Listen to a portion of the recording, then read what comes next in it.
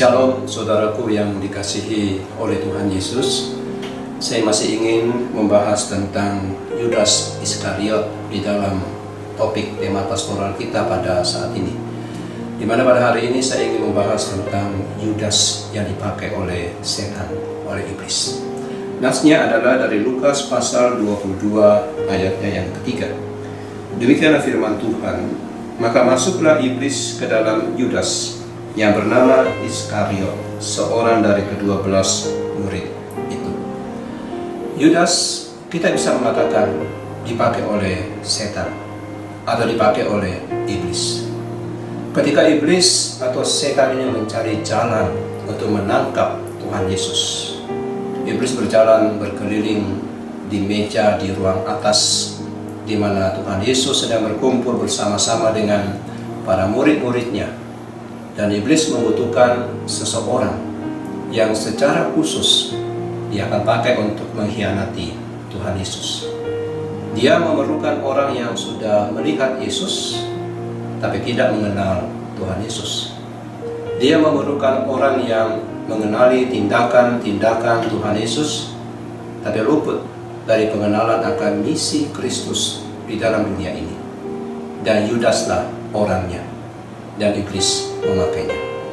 Lukas pasal 22 ayat 3 yang tadi saya bacakan dikatakan, maka masuklah iblis ke dalam Yudas yang bernama Iskariot, seorang dari ke-12 murid itu.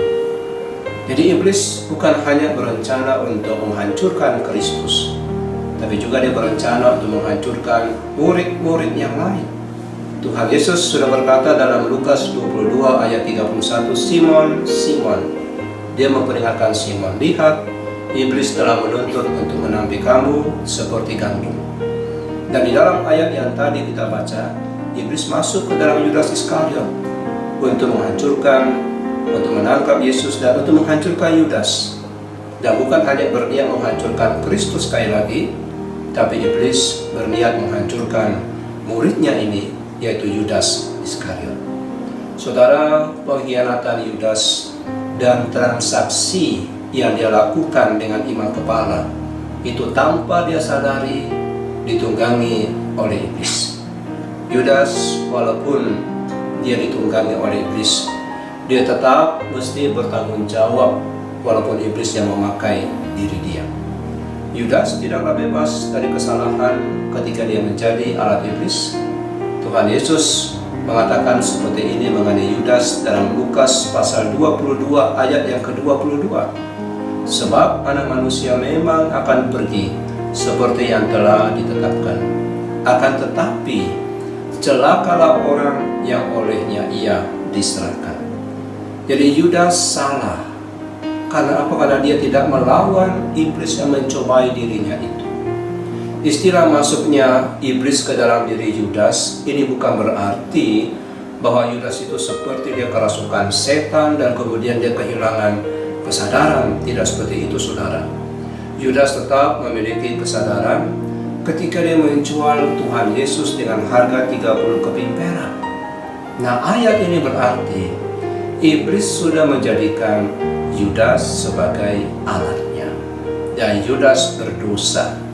Yudas salah. Karena apa? Dia tidak melawan dengan iman yang teguh. 1 Petrus pasal yang kelima ayat 8 mengingatkan kita sekalian, sadarlah dan berjaga-jagalah.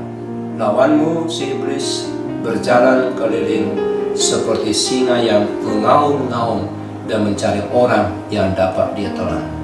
Apa yang harus kita lakukan? 1 Petrus pasal 5 ayat 9 selanjutnya mengatakan, lawanlah dia. Jadi lawanlah dia dengan iman yang teguh, karena kamu tahu bahwa semua saudaramu di seluruh dunia menanggung penderitaan yang sama.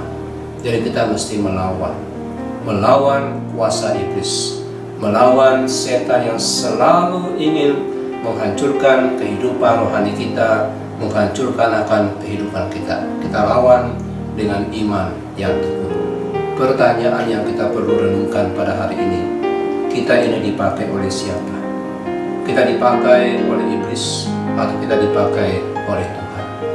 Kehidupan Yudas menjadi tidak berharga karena dia memberikan dirinya dipakai oleh iblis, karena dia tidak melawan. Sedangkan kehidupan Petrus, Yohanes, Yakobus, dan murid-murid yang lain berharga karena dipakai oleh Tuhan, karena mereka melawan dengan iman yang teguh. Maukah kita memiliki sebuah kehidupan yang berharga? Mari kita serahkan hidup kita dipakai oleh Tuhan, dan kita kalahkan dunia ini, kalahkan seluruh pencobaan dan seluruh serangan-serangan kuasa kegelapan dengan iman yang teguh. Amin.